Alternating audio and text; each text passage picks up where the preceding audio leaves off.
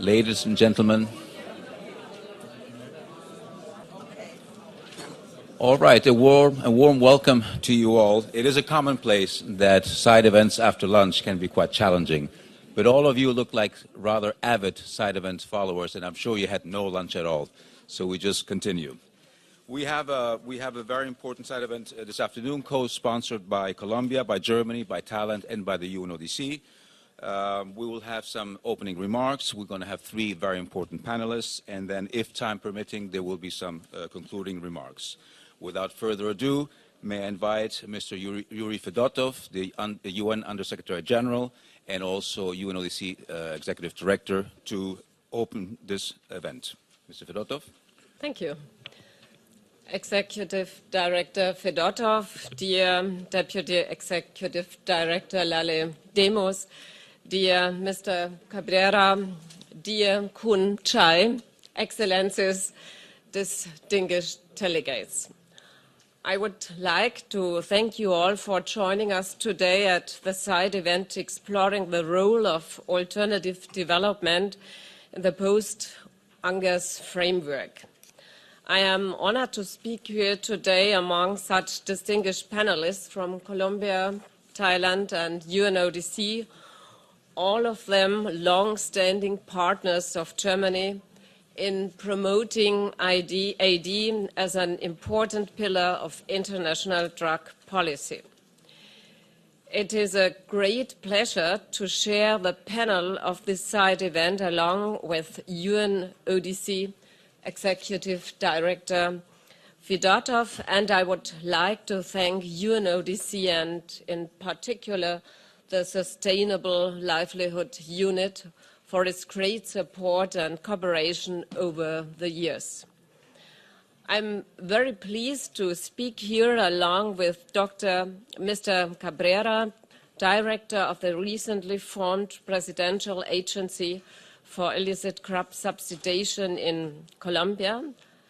Last year, I was able to witness firsthand the positive effects of AD in your country and to learn more about its role in Colombia's national drug policy and the peace process. I am also delighted to meet again our dear colleague Kun Chai of the Mai Fa Luang Foundation of Thailand, which has been an outstanding partner of German development cooperation. At this point, I would also like to thank Thailand as well as our fellow EU member states, Peru, Morocco, and other co-sponsors for their excellent cooperation concerning the resolution on alternative development, which was adopted at the 59th session of the Commission on Narcotic Drugs last month. UNGASS 2016 is a critical milestone in international drug policy. It serves as a unique opportunity to strengthen human-centered approaches to addressing the world drug problem. We need to identify ways of mitigating the disastrous effects of the illicit drug economy on millions of people worldwide, with respect to human rights and development, while fully complying with the UN drug control conventions. However, in order to achieve the universal implementation of the 2009 Plan of Addiction, we, the international community, need to step up our efforts. In the lead-up to UNGASS GIZ, on behalf of the German Federal Ministry for Economic Cooperation and Development, in cooperation with UNODC and other international partners, have been implementing 3 expert groups meetings on alternative development. The results of the discussions have been summarized in a joint UNODC Government of Germany conference room paper, which has been elaborated with the support of the NGO Transnational Institute and disseminated on the occasion of the 59th session of the CND. I would hope for this paper to be spread widely among member states and the international community, as it contains important key messages regarding successful AD policies and can serve as a basis for a substantial roadmap for the post-UNGASS agenda. I'm very pleased to see that alternative development features so prominently in the UNGASS outcome document, which was drafted in Vienna last month. I believe having a separate section on AD and development-oriented approaches to drug policies is an important step in the right direction. Within this section, several new aspects are being discussed, such as the nexus between the land issue and AD, environmental impact of illicit drug crop cultivation, and improving research and impact assessment, which are crucial to its long-term success. In addition, I gladly welcome the successful adoption of this year's CND resolution on AD, which had been tabled by Thailand, Germany, and Peru. It complements the UNGASS outcome document by highlighting essential components such as proper sequencing, the promotion of the rule of law, and the links between AD and the 2030 Agenda on Sustainable Development. Ladies and gentlemen, I am a farmer too. Mr. Lale Demos told you, and I tell you it is right. My family has made its living based on farming activities for centuries. I know from my very own background how many challenges this life may bring, not even considering the hardship in many drug crop producing regions. Therefore, I'm worried, to be quite frank. Despite the prominent role of AD in the UNGASS process and more governments expressing their desire to implement AD on their national territory, we still face a large discrepancy between its political endorsement and the actual funding this approach has received. The lack of sufficient funding for AD, as clearly showcased in the World Drug Report 2015, needs to be addressed urgently. In order to both get a better understanding of the global funding situation and explore possibilities in terms of new and creative funding mechanisms, GIZ, on behalf of the German Ministry for Economic Cooperation and Development, has commissioned 2 studies on this problem, which will be finalized later this month. The aim is to thoroughly analyze the funding situation and to develop recommendations to come up with innovative mechanisms for AD funding. I would also like to bring to your attention the proposal that came up during the previously mentioned joint UNODC Germany expert group meetings to set up a working group on AD funding to come up with new proposals until 2019. I would like to invite you to debate this suggestion during the discussion. However, the good news is that we can see an emerging trend towards more invigorated alternative development portfolios with a greater integration into the broader national development frameworks and budgets.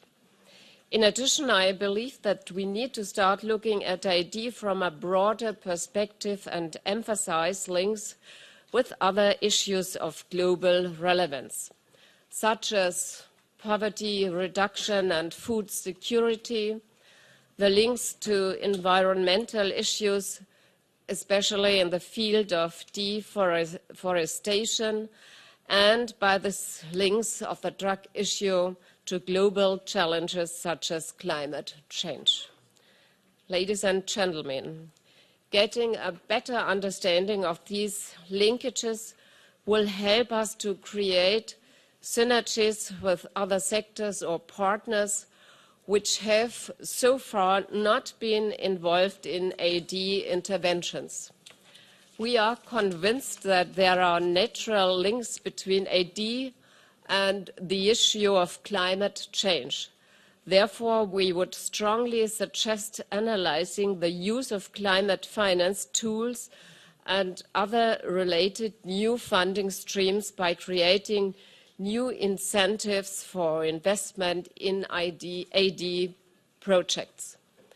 The overarching SDG framework will help us to broaden the scope and understanding of AD, no longer referring to it as merely a tool of drug control in the stricter sense.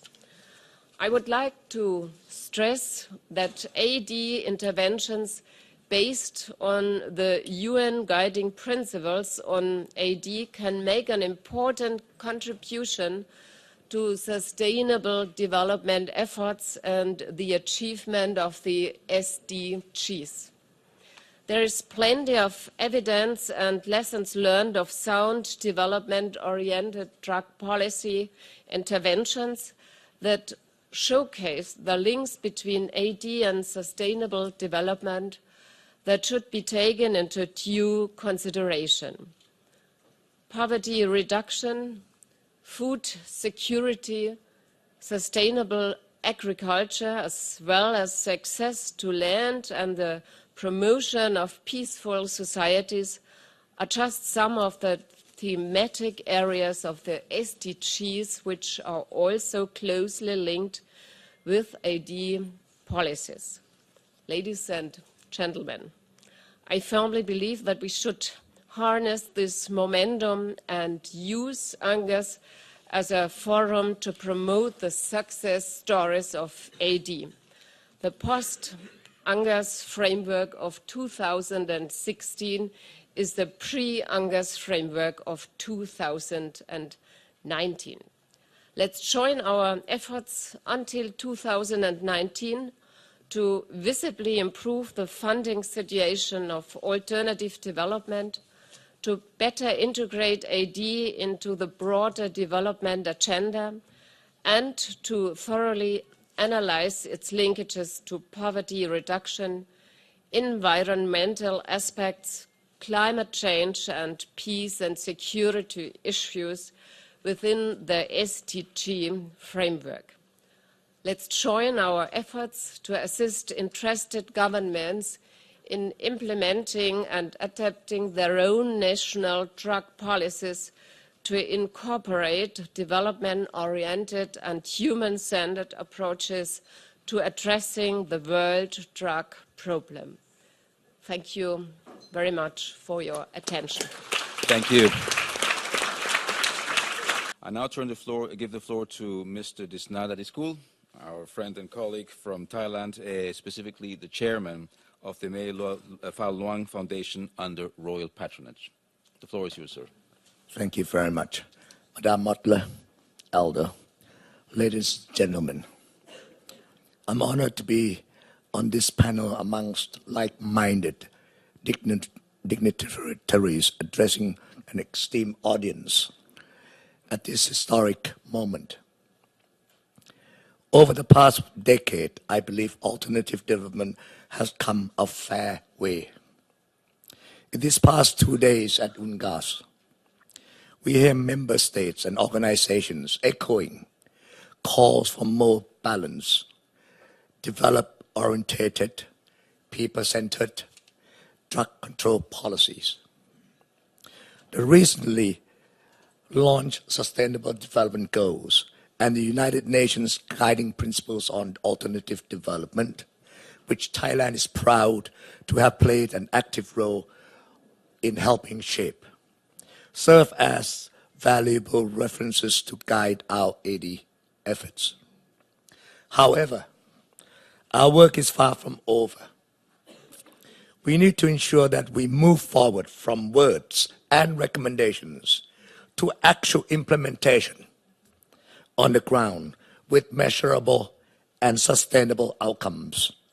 So please allow me, as a development practitioner, to speak frankly, based on over 50 years of experience working on the ground directly with the people. In 1960s, Thailand has the largest opium growing country in the world. His Majesty the King has led 50 years of continuous, over 50 years actually, of continuous efforts to develop the rural area of Thailand and improve the livelihoods of the impoverished highland ethnic minorities. His Majesty's approach has led to a long-term national development policy. Let me mention again, has led to a long-term national development policies to tackle opium cultivation through improving the people's well-being. As a result, Thailand was officially removed from the UNODC's list of opium-growing countries in 2003. Based on our lessons learned, Thailand has reached out to assist other countries, such as the Republic of the Union of Myanmar, Islamic Republic of Afghanistan, Republic of Indonesia, and Laos People's Democratic Republic. From these experiences, I wish to highlight several critical factors we believe are fundamental to the success of AD programs. First, we need to recognize that AD is not just about drugs, but about people and their livelihood. The problem of illicit drug cultivation can only be addressed by solving the problems of poverty, providing the people with viable livelihood opportunities, and ensuring overall sustainable development of an area. Only with legal choices in life can people stop illegal activities. Therefore, viable livelihood alternatives need to be in place before eradicating illicit crops.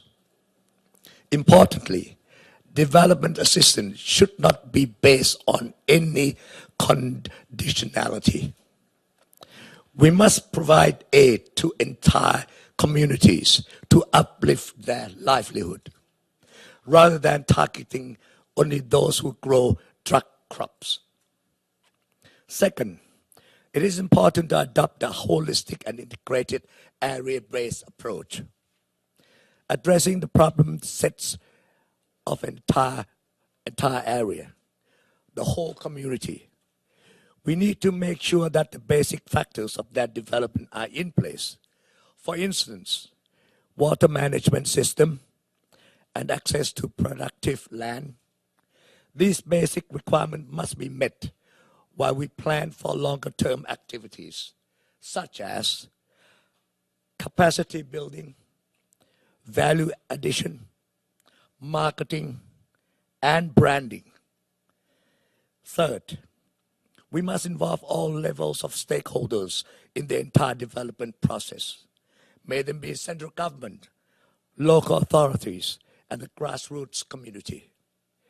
The local community must be on board and participate in the project from the very beginning and throughout, in order to foster a sense of ownership and empower them to stand on their own 2 feet over the long run. Women, in particular, are often the breadwinners of family and key drivers of communities' development. We also need to work with the young generation. Why? They will be the ones who are leading their community in the future. Fourth, AD programs must be accountable and properly measured. The success of AD cannot be accessed based on reduction of illicit crop cultivation areas.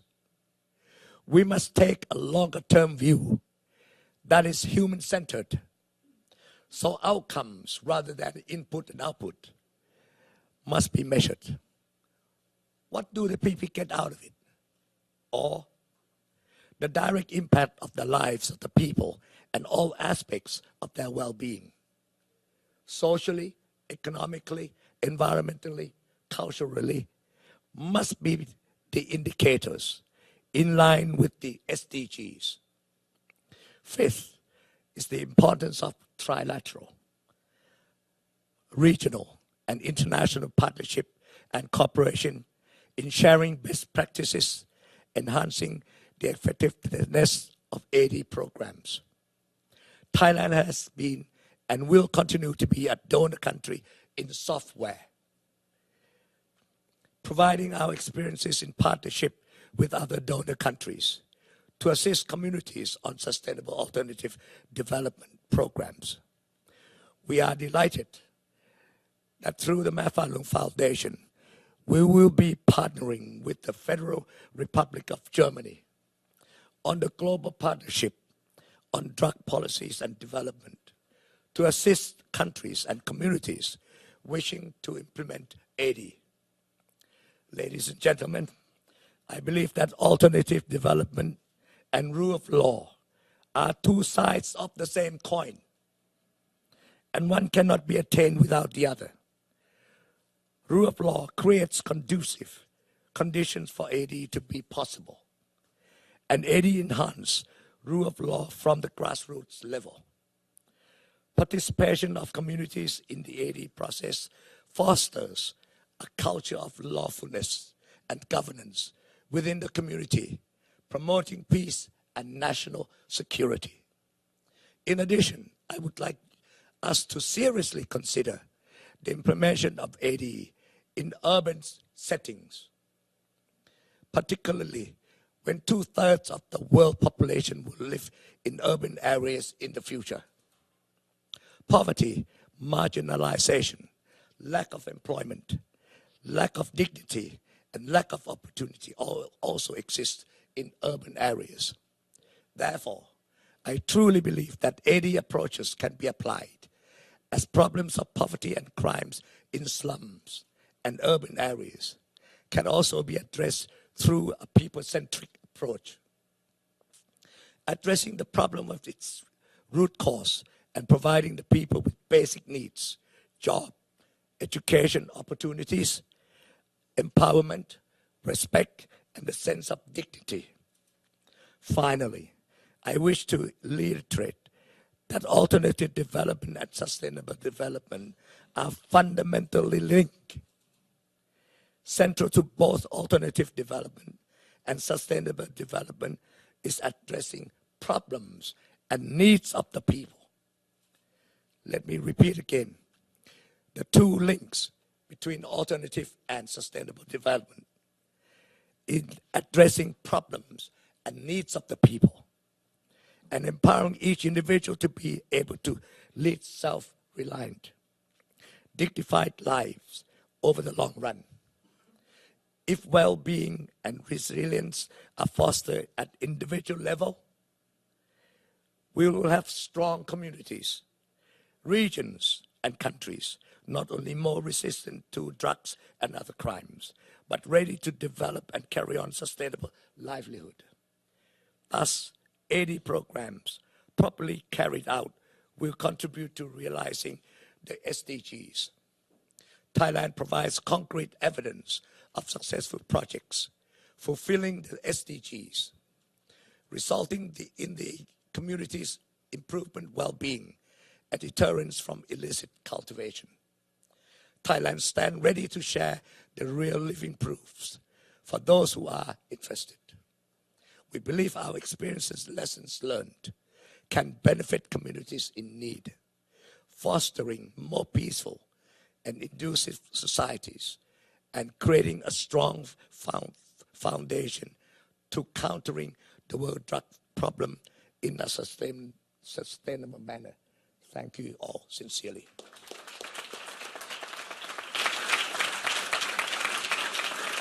We all We all thank the chairman.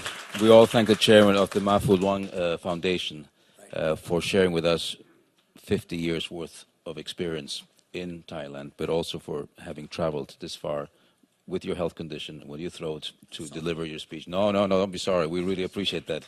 We appreciate that. Very well. We'll listen to our three panelists. I suspect we have about maximum 10 minutes to take on some questions or comments. I would prefer, actually not comments, I would prefer to have questions addressed to any of the three panelists, direct, clear questions, so that we can make the most out of this gathering today. Who wishes to go first? Dr. Tumi, nice to have you here. First of all, I think we have to define first what is replicable. What do you mean by that? If you mean it copying, forget it. Any copy is a bad copy. It never works. So what you have to do, I think first and foremost, is that in any region or community that you're going to work with, you don't go with development project. You got to go in there and find out what are their problems, needs, and wants of the people. And you got to get down to the grassroots and not from the head of the village or the committee of the village. No, you got to go to every house and every home.